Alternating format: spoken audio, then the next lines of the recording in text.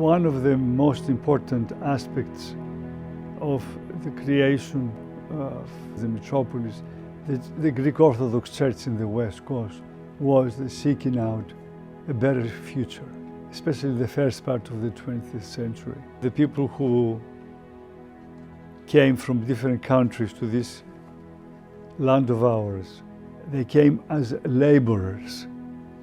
They came through railways. They worked in the fields. The uniqueness of the West Coast was as the communities of the Greek Orthodox faith in the archdiocese developed, the character that the West Coast communities received was a character of creativity. The church and the priest were always the center, and the teacher was always the center of their lives. The archdiocese became, after the 1920s, much more organized. The western region was led by Bishop Philaret Ioannidis of Chicago, who served from 1922 through 1927 until a permanent bishop was elected. Bishop Callistos of San Francisco was the first bishop of this region from 1927 through 1931. From 1941 through 1944, the Western District was led by Bishop Ireneos Tsurounakis of San Francisco.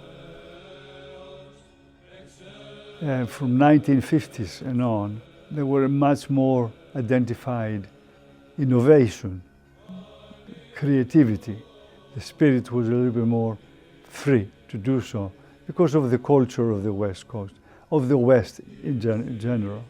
Bishop Athinagoras Kokinakis of Elea served as a hierarch of the West from 1950 through 1954.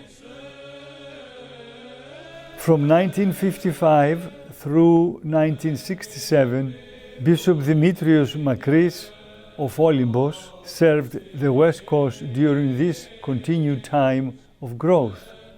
The decade of the 70s through 21st century today, we see a development of the identity of the Greek Orthodox faithful become a little bit different.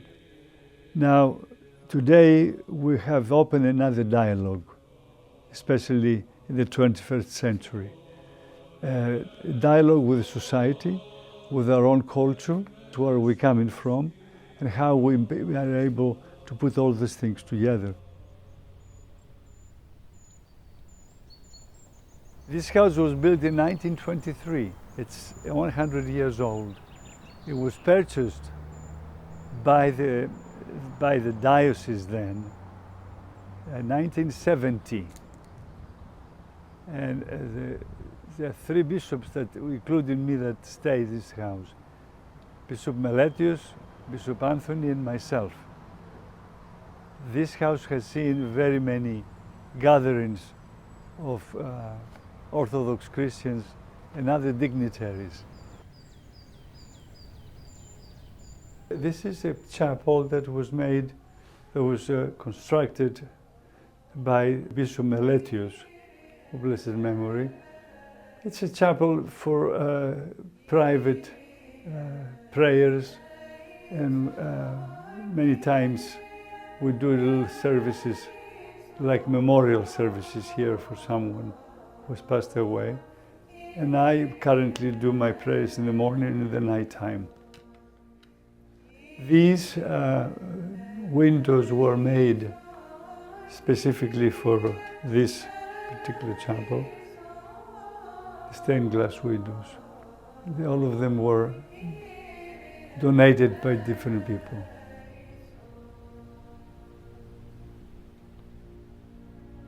When I came here in 1979, I came with a tremendous desire to carry out a ministry to the youth. Metropolitan Anthony of San Francisco was a dynamic leader of this metropolis from 1979 until his passing on Christmas Day in 2004. He was a man of genuineness. He was very genuine.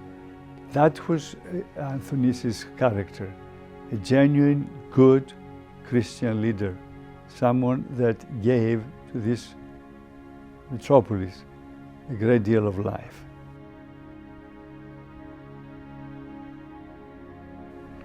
"25 communities in 25 years of his ministry, almost one community every year.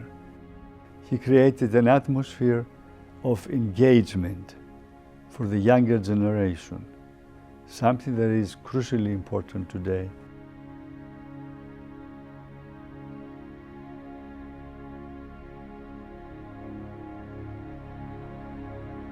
The hierarchs, they are appointed by God through the grace of the Holy Spirit and by the Mother Church to translate and to interpret and to put in working order the gospel of Christ, to proclaim it, the love of Christ that came out from the cross.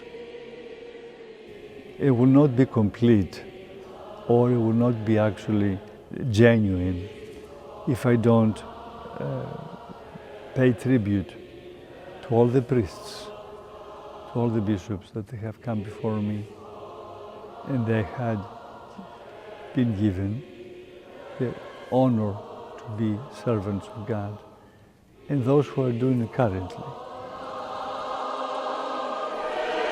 May the next 100 years be abundantly blessed by God.